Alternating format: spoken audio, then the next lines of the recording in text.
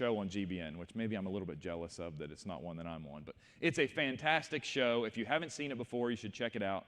When I'm putting a lesson or a podcast or something together and it's on a topic, one of the first two places I go to look is if BJ and Mike have taught on it or if Cliff has taught on it. So these are two of our sort of flagship programs. This is a show, Answering the Error, that I'm on with Don Blackwell. We essentially take different topics. People submit videos to us. We reach out to the creator of the video and ask if they would study with us. That has happened a few times. The Catholic Church is the most receptive. I guess one guy responded, led some debates that we have. All right. But Answering the Error is one of the shows. This is called Make It Plain. This is one of my favorite shows. Eric Garner, Key Ford, and Cameron Freeman are fantastic gospel preachers. Their show is one of our most popular as well. This is a Drawn Toward God program. It essentially is animated. This is a picture. This is what the end of the screen would look like. And then it goes through and teaches lessons by animating each small section. So it's essentially a lesson being taught, but it removes sort of the human element as far as someone seeing it as a sermon. It's more of like an animated lesson. We have lots of those. I think we have 18 or 19 now. Cayman has begun to work on some of those for us since he's joined GBN. We have lots of different ones of those. All of these programs are developed to help us teach the saved, to edify and build up the members of the church. And some of them actually end up reaching people outside of the church. This is one of our newer programs for GBN, If You Mark in Your Bible. Josh Walker, who went to the Memphis School of Preaching, now is one of the preachers at South Haven, where I'm a member. Josh had already been doing this program, but whenever he came to work at South Haven, our elders said, hey, can we start filming and producing Josh's show? And we said yes. And Josh has had some really interesting results. There's, I believe, a Baptist pastor who found his show online and loves his show, and Josh has been corresponding with him. Who knows what that might lead to? Maybe it'll lead to the conversion of this Baptist preacher. The Mike Hickson Show, we started with Mike Hickson Live, now it's the Mike Hickson Show. I believe we're also going to start filming Anchor of the Soul as well. So Mike, who, I don't know how much Mike talks about it here. He's a humble guy, but Mike does a lot for us at GBN. We're really thankful for all the work that he does. Not enough, yeah. That's probably a good thing. If you had a guy who was your preacher and all he talked about was all the stuff he does, you'd probably say, okay, well, that's good work, but I think Proverbs says, let another man's lips praise you. So maybe that's a good thing that he doesn't talk about it as much as he could. This is just some screenshots from the app.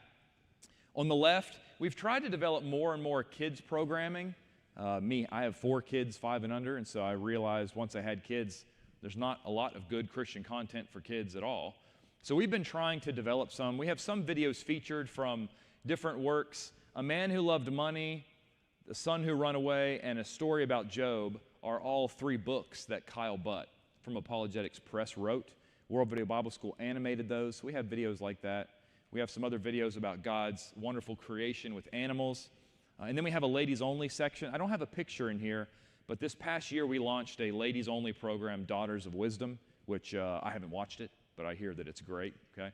But anyway, we have lots of different programs. We're trying to expand to all different groups within the church so everybody has content for them. This is a program, Howie and Honey, that GBN did years ago, and we've tried to sort of resurrect it. I guess that's appropriate venue, right? Tried to resurrect this and develop some new episodes. And so essentially they just teach kids different messages. This one is about being careful what you say and how you treat others. You can see that Howie and Honey, one of them, the girl, which makes more sense, is more artistic, and her Play-Doh dinosaur pterodactyl looks great, and the boys looks awful, which I'm a horrible artist. My wife is great, so that makes sense to me. And essentially the lesson is don't make fun of somebody just because they have a different talent than you. We have a library on the website. This is something that Don sort of started a couple years ago. We're up to 300 and some free books. That includes, well, I guess it's over 300. We have developed 4 or 5 different commentary series that we have the rights to. Some of these commentaries have even been picked up by the Bible software company Logos. And so now people, even outside of the Brotherhood, are getting exposed to these on some pretty big platforms. We also have I think it's maybe 10 or 12 different lectureship series that are available online. There's a massive amount of literature. If you want to study, but you say, look, I don't have money in my budget, room in the budget to purchase a lot of books, everything that we have is free. Know Your Bible is a book by Frank Dunn. If you say, hey, I want to start with one book, I would start with this one. Anyone remember that song, the country song, Daddy's Hands by Holly Dunn? Well, that song was about her dad, Frank Dunn, who was a gospel preacher. And this book goes through all 66 books of the Bible and essentially gives you a brief overview of each book. The children, the sons, Chris and Rodney, have become, I don't want to say friends, acquaintances that we work with, and they gave us the rights to this book to give it away free for 5 years. So in 2027, we'll hopefully renew that. We just finished translating it into Spanish, and literally 3 days ago, we just launched a Spanish library page where we have 4 or 5 books now that are in Spanish, and we're working to expand that as well. If you're looking for Bible class curriculum, these are 2 books that I wrote. This first one goes along with the Answering the Error video series that we have, and this one is for the Authentic Christian Podcast. If you're a Bible class teacher, both of these essentially have videos that you scan a QR code in the book. And if you want a copy of those, James can grab a copy. If you teach Bible class here, just tell James, and James can grab a couple copies of the physical book and give it to you. But essentially, you watch some of the video content. We have questions. You stop and ask the class, etc. All right, so everything that we discussed so far, you can find on the GBN app. The app, those cards in the back will help you download it.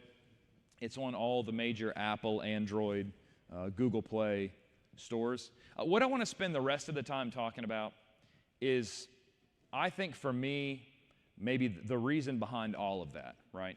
So if we're making programs to edify and to evangelize, and our main mission is to reach the lost, for me, the most motivating thing is to see some of the stories from people who've been reached by GBN, right? This is a board. This picture is from when it first came in. This is a cork board. And if you guys are so close, if anyone wants to come to GBN and take a tour, just call the number, talk to James, talk to Cayman. We would be happy to give you a tour of the building and show you where everything is done, all the programs are made. But right when you walk in the front door on the right, this is a cork board of the world. At the very bottom left, there's a little diamond shape, and it has Matthew 28:18 through 20. Everything that we do is aimed with the specific purpose of, yes, training the saved, but also reaching the lost, right? If anything we do at GBN doesn't fit that mission, guess what we do with it? Scrap it. We have a very short time on this earth. We don't have time to be focusing on anything that isn't trying to reach lost people or teach the saved, right? If we have an idea in a meeting and it doesn't fit those 2 goals, then we're going to scrap it, all right? And so now if you come to GBN, you can see that board. It looks much different. And I want to show you what some of those different stories are. This young man on the left is named Evan Kane. He watched GBN programming. He reached out to us. We studied with him. We connected him with the West Broward Church of Christ in Florida, and he obeyed the gospel. He's the one on the far left. He was getting ready to go to college to play tennis. Within the next 2 weeks, he converted his best friend, who's in the middle, and he converted his mom, who's on the right. There's a lot of people that, especially younger people, I think some of the older generation, which I am now, I'm 40, we might say, oh, the younger people they really don't care about the Bible like people did when I was growing up. And what I've found through the work at GBN is the younger generation is as hungry as any generation has ever been for the gospel. This is just one example of that. This is Emilio, I believe. Emilio contacted us after watching videos. We studied with him. And the way we normally do this is, I'd say per week, I probably get 10 emails asking for congregation recommendations. On many of the GBN programs, we say, if you are interested in anything that we're saying, email us and we will connect you with a faithful congregation in your area.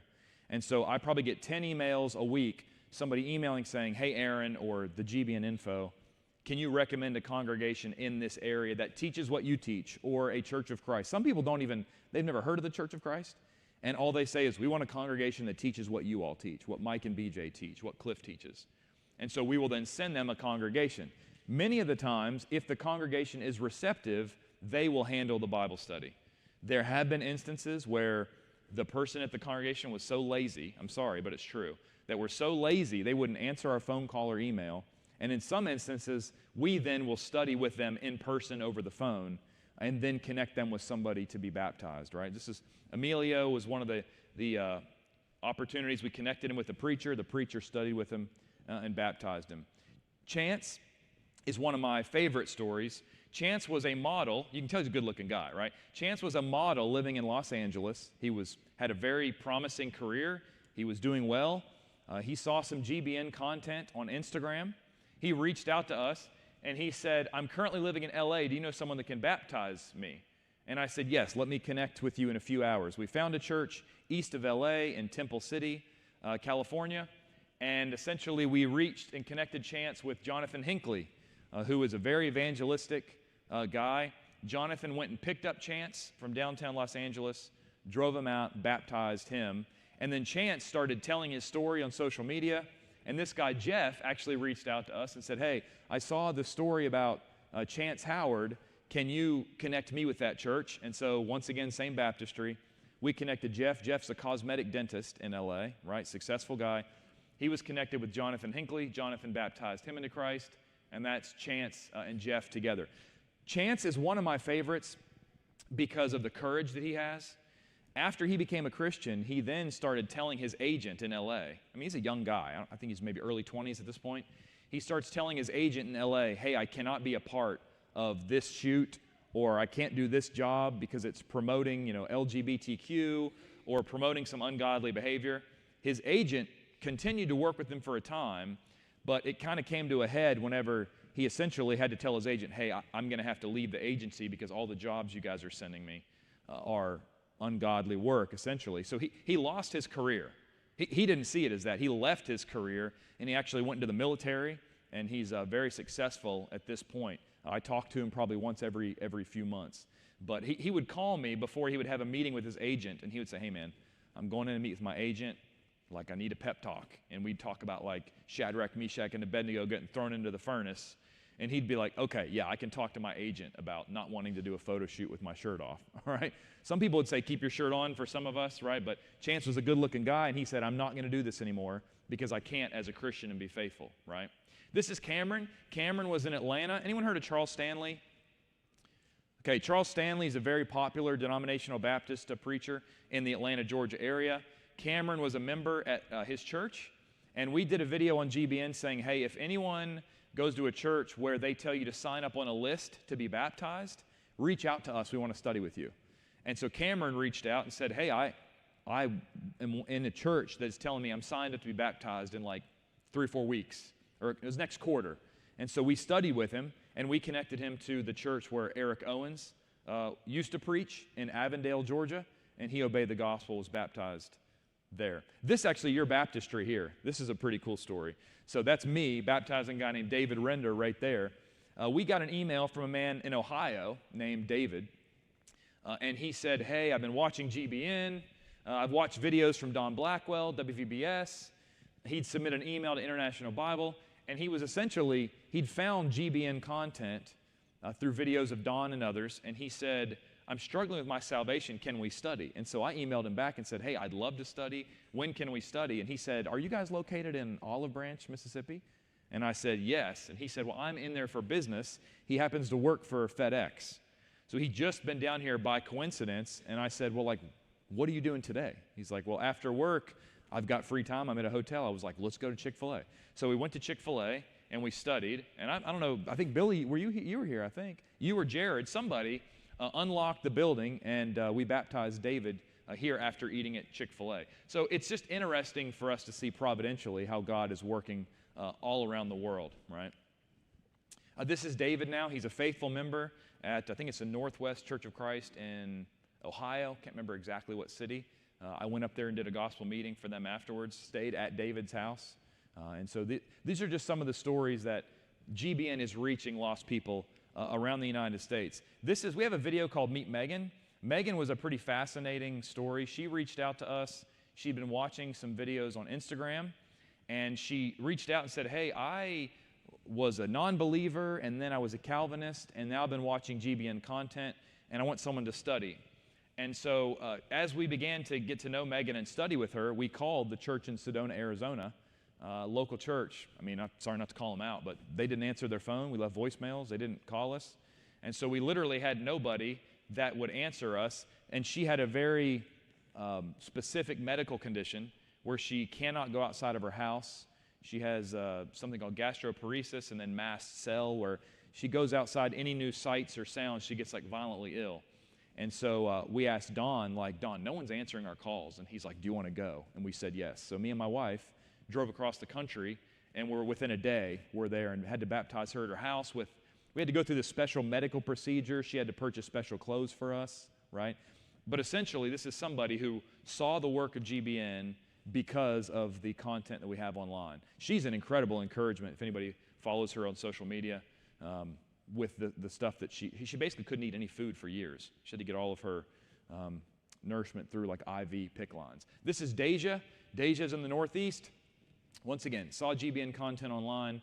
This is Kenny. He was in the Washington, D.C. area. Saw GBN content online, reached out. We studied with him, connected him to a local church. He obeyed the gospel. This is Mason Postel. This is a couple, I can't remember their names, out in Washington. All across the country, you get the same story, right? I'm not trying to go through these too quickly, but if you go to the board at GBN, you'll see we have hundreds of these blue pins all over the world, and that is every single place that someone has obeyed the gospel. This on the left is a girl named Ainsley in, I want to say, Indiana. It was in the Midwest. Indiana, it wasn't in Kentucky. The girl on the right, her name was Amelia. She was in North Carolina. Same story. Watched GBN, reached out to us. We either study with them or we connect them with the church. In this case, I knew this guy on the left, Chad Garrett. We did mission work in Africa together. So I called him. He was in Charlotte. They met up, studied. She obeyed the gospel. This is Cole Walker. If any of you watch the podcast that I host at GBN, this one's special to me. Cole reached out in 2024 and basically told us that he reached out and said, I need a church in Murfreesboro. And by the time I emailed him back, he had already contacted the church at East Main and obeyed the gospel there. I think that's John Mitchell. No, that's one of the elders at East Main baptizing Cole. Cole had just gotten out of a fraternity at Middle Tennessee State. So Cole started going back to his fraternity, which is obviously a super friendly environment for the gospel, would you think, a college fraternity? Cole is so bold. He goes back to his fraternity and starts having Bible studies at his frat house with a fraternity. He's told me they were known on campus for being like the biggest partiers, right? And he said he's not proud of it, but he goes back into this frat house, starts converting all of these guys that are, I think they've converted a total of 7 or 8 different guys who were in that frat, now have graduated. And we actually did a podcast episode where Cole came on, told his story, interviewed him, and then we had 2 other guys, Nate and Foster, who had been converted. Actually, I think it was Cole converted Foster, and then Foster converted Nate. And then Nate and Foster have both converted people. And this was in January of 2024 when he obeyed the gospel. So in the last year and a half, there's probably 15 people, maybe more, that have been converted just from Cole and the people he's converted. You know, you just convert one person, that person converts one. Well, they've been doing more than that. I actually saw a post this morning from a Bible study they have at Murfreesboro, Tennessee, on campus for different people, and there was a photo of the first study back, and it had like 30 or 40 people in it. So just on that college campus, these guys are making a huge impact. Cole, I have this. Cole's now been a guest on the podcast a few times, so has Blake. Blake and I did a fun episode. If you haven't seen it, Blake and I did, was it not Luxhoma, Senatobia, their City Fest. Blake had a booth and let me tag along, and we just talked to people all day and had a lot of really good connections. A lot of just impromptu Bible studies with people. We have a podcast episode about that as well. But Cole has been one of the guys that's been converted through GBN's work, and now he's converting people. He's teaching people. He's associate minister at a congregation in the area that he's at now too. This is another fun story. So these 3 guys, Bible class 9:45? Okay, all right, I think I should be good. These 3 guys here live in Richmond Hill, Georgia, or they lived in Richmond Hill, Georgia. We got a phone call at GBN, Miss Laurie did, from the preacher down there, Riley, and Riley said, hey, we have these 3 guys that are all best friends that just obeyed the gospel. Yeah, Riley Nelson, yeah. Riley Nelson initially said, hey, don't tell anybody my name, I want to be anonymous. But then the podcast, the guys told all about it, so I told him it's out of the bag now. Sorry, Riley. But Riley called Miss Laurie and said, hey, I just baptized these 3 young guys who are best friends. And we were like, that's great. And he said, they've been watching GBN content.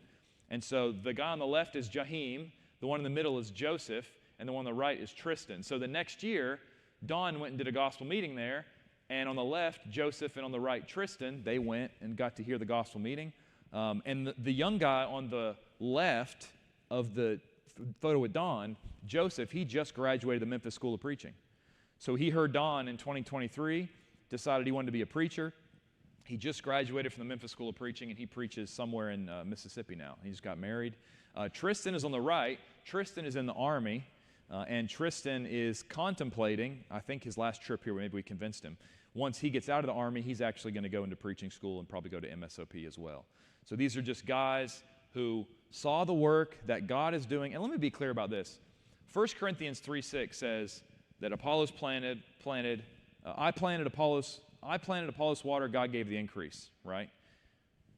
All of these stories, we know that other works and other people are involved, right? We know that there are many people from World Video Bible School, Apologetics Press, local preachers that are involved in this work. So I don't want anybody to get the impression that we think that we did all this, right? In Acts 14:27, Paul said the work, or Luke said, that the work that God had done with them, right? So we know this is all God's work. We're just vessels through this. But these are some of the ones we've been involved with. And it's exciting for us to see guys who are converted through the work go into preaching school, finish, and are now gospel preachers. This is another one of my funniest favorite conversions. So this guy called me, Michael Bryan is his name, and he called me, I want to say it was last year, and he told me he had just gotten out of prison. And he told me that when he went into prison, he was not a member of the Lord's church. He found GBN content while he was in prison, right? And while he was in prison, he basically realized that the churches of Christ were teaching the truth about salvation, etc. And so he was converted. Well, then he started studying and teaching people in prison and baptizing them. And he had sort of a little bit of a disagreement with the prison chaplain who would not allow him to baptize people the way he wanted. And so this is his disciplinary action form that he shared with me. I'll read it to you. It says, a review of this disciplinary package on offender Michael Bryan, and has his jail's inmate number, has revealed his rights were read and explained. Officer Bryan, the following is the investigating officer summary. On 9/27/22 at approximately 6:33 p.m., Sergeant Shirley Smith observed offender Michael Bryan preparing an improvised baptism pool with a large gray trash cart. The charge was changed from B10 to C13 for willfully creating a hazardous condition. So he got written up in prison and got in trouble because he wanted to baptize people like they did in the New Testament, and the chaplain at the prison wouldn't let him, and so he did it anyway. And I told him this is the thing he should be the most proud of from his time in prison, all right? He learned the truth. He obeyed the gospel in prison. He starts teaching others. He starts baptizing others. Even when he gets persecuted, he gets written up. He got out, and he told me his father had some connections in the Baptist church in North Carolina. He was traveling around North Carolina preaching at Baptist churches, preaching that they should turn back to the New Testament. And so he's been a pretty inspiring guy for me as well. This is Taga Alima. He went to Memphis School of Preaching. He's now a preacher in Hawaii. We got an email from Jewel. Her name is Jewel. And she said, hey, I've been watching GBN content. I live in Hawaii. Is there any way that you know somebody out here that can baptize me? And so we connected her with Taga Alima. He baptized Jewel. She's a softball player at one of the colleges out there, the universities. And within a few weeks, I got another email from Taga Alima and told me that 4 of her teammates, she studied with 4 of her teammates, and those 4 teammates obeyed the gospel as well. That's just some of the stories from the U.S., all right? I've got montages at the end. I could talk for hours, which I would like, you probably wouldn't. But we have hundreds of conversions, all right? This is just one quick shot that I took a while back of that big cork board I showed you at the beginning of the whole world. This is just one little shot of the United States. All those blue pins are conversions. people who've reached out to us we've been directly involved with. There's two ways to look at that. Number one, wow, 200 or 300 pens, that's great in the last few years. The other way to look at it is look how much empty space we have in the West, right? I mean, one conversion in Wyoming, I'm sure there's more than one person. So somebody asked me recently, well, what would GBN do if GBN had more resources? Well, what do you think we would do? We do what we're doing on what? Much more massive scale. Somebody asked me once, what's GBN's what's your goal budget? And my answer was, well, as much as we can get, right? Because the more money we have, the more people we can reach with the gospel, all right? Let me show you some, not just in the United States, but some around the world. It's not just in the U.S., in Hawaii, that we're having results. The Lord's blessed the work all over. This is a few from Australia. This was Asher Lang. He was in Charterstown, okay? He reached out to us, and we studied with him via Zoom, connected him with a congregation in Australia, and he obeyed the gospel as well. This is a world map. This is in Norway. We got an email from this blonde girl at the top right. Her name is Henriette, and she said that she wanted to obey the gospel. She'd been watching GBN. And so I did what I normally do. I'll email 2 or 3 guys that have a pretty good connection globally. And one guy responded back to me, connected me with the second guy, and this second guy told me, call this guy named Thor. He lives in Oslo, Norway. This is the guy to talk to. And I thought, oh, this is exciting. I've never talked to a guy actually named Thor, right? So I call him. Sometimes I'll email. I wanted to hear this. I want to talk to this guy. So I call Thor, and he picks up, and he's like, hello? And I said, is this Thor? Yeah, this is Thor. He had the highest voice. I was like, not what I was expecting. Anyway, Thor's a faithful Christian, all right? He connected me with somebody, and Michael and Henriette obeyed the gospel in Norway. That you can see the 2 blue pens at the top. They were about 5 hours from Oslo, okay? But they met up with some members of the church closer to them, obeyed the gospel. The other 4 pens down there, that's in the United Kingdom. This is one of those guys, Simon Courtney Johnson. He basically saw some videos that Don had made on the internet, reached out, he did a Bible correspondence course. I think he maybe have studied with Don personally. A lot of the time that we spend at GBN, Don and myself and others, is making videos, and then the result of those videos is a lot of emails, and then a lot of studies that we do via Zoom or Facebook, FaceTime. We have a lot of Bible studies with these guys. These are the other 3 guys who were converted in the UK as well. John Lenny, Alex Hunter, and I forget his name on the right. But these are just guys in the UK that have been converted through the work. This is another one. This is sort of small, but that's in Indonesia. I got an email one day from a guy. His name was Christian Alvino. He's the guy in the red-orange. I'm awful with colors. Forgive me. The red-orange. Red. Is that red? Red. Okay, thank you. And he reached out and said, I want to obey the gospel. I've been watching GBN. He lived in a jungle in the middle of Indonesia in a place called Bandung. And so he emails us. I email Keith Kasarjan at Bear Valley. He connects me with another guy in Indonesia. And within 24 hours, this is a Christian in the plaid shirt named Dedi. And Dedi traveled to where Christian Alvino lives, studied with him, and baptized him into Christ. Within probably 36 hours. Within 36 hours of his email, he was in the middle of the jungle in Indonesia. We had somebody there to study and convert him. This is in Doha, Qatar, on the Arabian Peninsula. This was Jeff. Jeff saw GBN videos, said, hey, I want to basically study. We studied with him. I studied with him on this one through Facebook, and he obeyed the gospel. There is a church in Doha, Qatar, but it's a Muslim-run country, so they meet secretly. And so we connected him with the preacher who's from the United States. He's done mission work there. And this is Jeff, and this is Jenny Lynn, one of his friends that obeyed the gospel the next day, all right, in Doha, Qatar. This is in Zimbabwe. Remember that lion that got killed?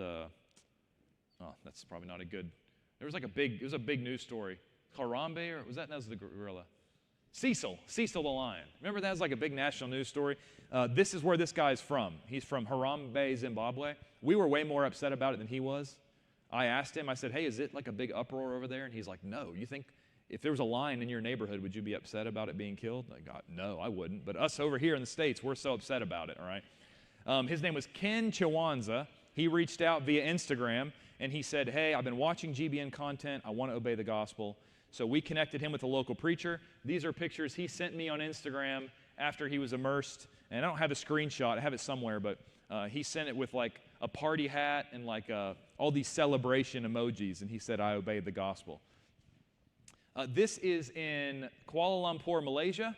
This lady's name was Patricia Anita. She was visiting Malaysia from Africa. I think she's maybe from Uganda. And while she was there, she was watching GBN videos and wanted to obey the gospel. And so we connected her with the church in Kuala Lumpur, Malaysia, and she obeyed the gospel. This was one that we didn't even know about. I got tagged on Facebook in a post from a guy that I didn't know in Africa, so of course I'm tagged in it. I go and look. And he essentially says, Barack Ongaro has been in search of the church, true Church of Christ for 17 years. God connected him with brethren, Don Blackwell and Aaron in the U.S., who connected him to brother in Kisumu. That's in Kenya, northwest Kenya. They studied with him and baptized him. So we know of a lot of these conversions. There's a lot of conversions we don't even know about. I know that Mike will come to GBN and we'll be talking, and he'll talk about he went somewhere to preach. Same things happened to me and Don and BJ and probably many other guys. You go preach somewhere and someone walks up to you and they're like, hey, I was converted after watching GBN. And we're like, really? Did you ever email us? They're like, no, I was going to and I forgot. So there's a lot of people who are converted through the work, but we just don't ever hear about it until we happen to run into them. I was spoken in Wetumpka, Alabama last year, and a guy walked up to me and shook my hand and said, do you remember? And he mentioned a guy's name. And I said, yeah. And he said, well, he was converted through GBN. He taught me, and I've been converted, and now all my kids were converted as well. So lots of stories we don't even hear about until later. These are just a few montages of different people over the years that have obeyed the gospel. I could talk for hours and hours about it. But I want to end with two of my favorite that are both recent ones. So we got an email from this man up here, Richard McCory, Obwani in Kenya. And he reached out and essentially said, hey, I'm in Kenya, and we've been converted. And after I was converted from GBN videos, I converted my whole congregation. And we were like, your whole congregation? So we're very skeptical when we get things from overseas like this, because normally, if you hear a story like this, sometimes what precedes is they want money or support from you. So we started asking a lot of questions, and he answered every question right. They were open-ended questions. They weren't questions that he would really know unless he was a member of the church and had watched a lot of videos. So he obeyed the gospel, and this is actually a map. It's in the very southwest part of Kenya, and we responded and asked him a few, and he said, and now with joy, this is his letter, beyond words, I share this report by the grace and power of God. 48 precious souls have been baptized in deeper water for the name of our Lord Jesus Christ for the remission of sins, just as the apostles preach in Acts chapter 2 and verse 38, right? So this whole entire congregation of 48 plus him were converted. And then I'd done mission work in Africa, so I called some buddies over there, and they actually went down there and spent the weekend with them, did like a little mini gospel meeting, converted a bunch more people. And then last time I talked to them, they were sending two more guys that I had, Fabian and Elias, or two guys I'd worked with, that they were going back down there to have a longer gospel meeting with this congregation. So this entire congregation learned the truth and was converted. So now I think they're a congregation of maybe 60 people, 60, 70 people, who just, 2-3 months ago was a big denominational congregation. All right, this is the one I'm going to end with. So this is Keith. Keith reached out to me. I got his email. He reached out to the podcast email and said, I've been watching GBN, and I wanted to know if you knew somebody in Cyprus who could baptize me or study with me. And so I said, okay, I don't know much about Cyprus. Let me look into it. So we started trying to find people in the area. Cyprus is a country that is split in half. The southwestern part is ruled by Greece. The northeastern part is ruled by Turkey. And so the northeastern part run by Turkey, the Muslim nation is a little less friendly than the southwestern run by Greece. We found some Christians who were in the southwestern part of Greece, of Cyprus, run by Greece. We reached out to them and said, hey, there's a guy who wants to be baptized. Can you go baptize him? It's like a 2-hour drive. And one guy said he was interested, and then he kept coming up with excuses. He said, well, it's going to cost a lot of money. We said, we'll pay for it. We'll send you money. He said, well, my car, isn't really working. We'll say, we'll rent you a car. Like, we'll pay for it. Just go and baptize this guy.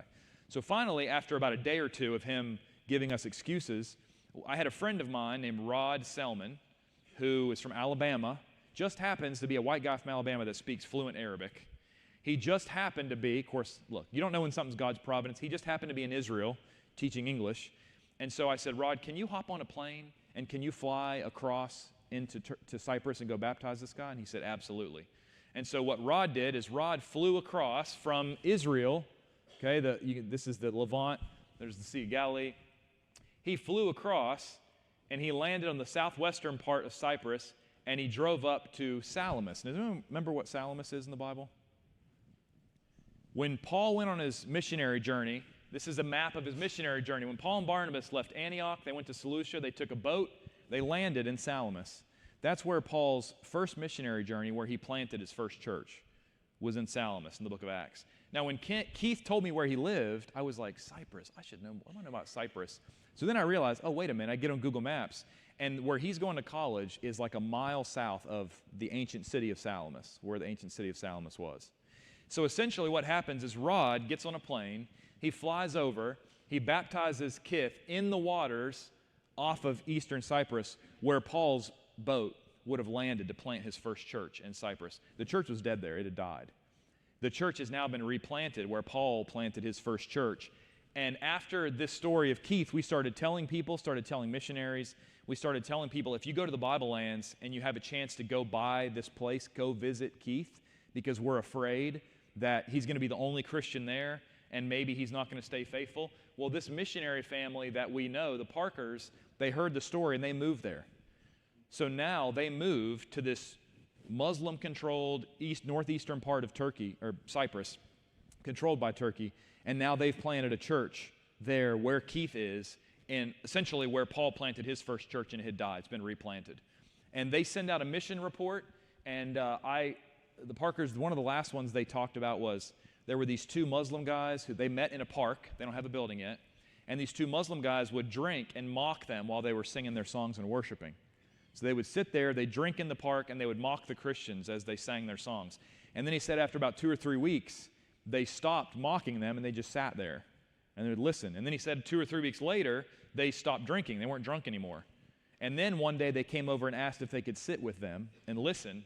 And they did. And the last I heard, those two Muslim guys were now attending this Sunday service in the park that they started getting drunk and mocking them, right?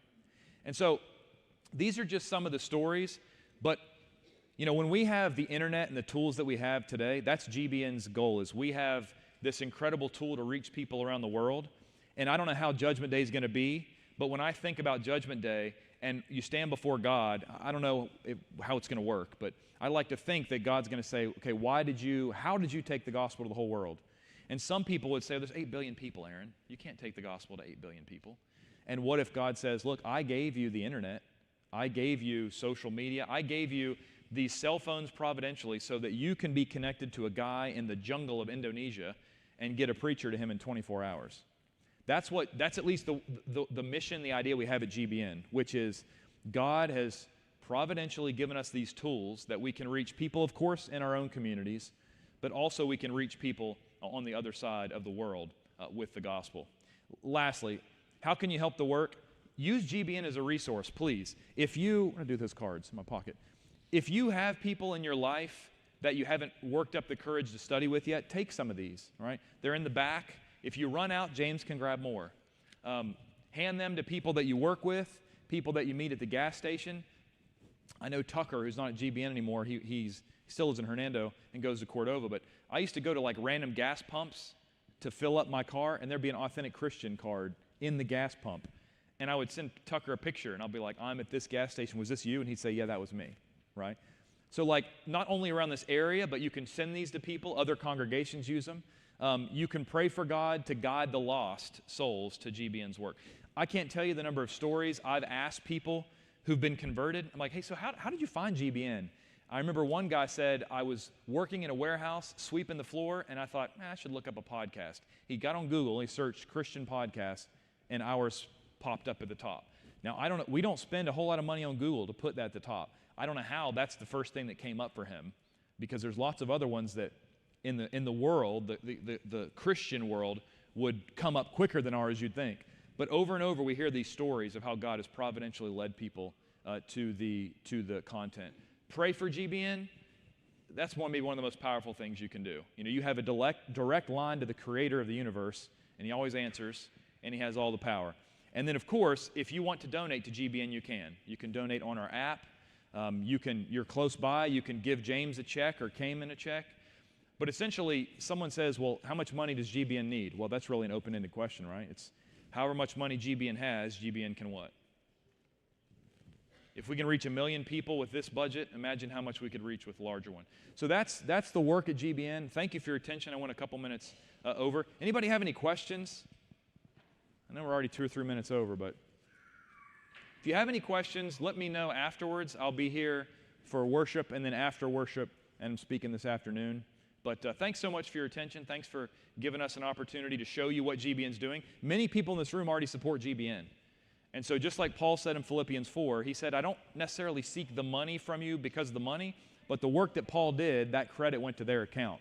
So those of you here who support GBN, we're thankful. This is your work. It's not our work. This is your work and our work all together with the Lord. Thanks for your attention.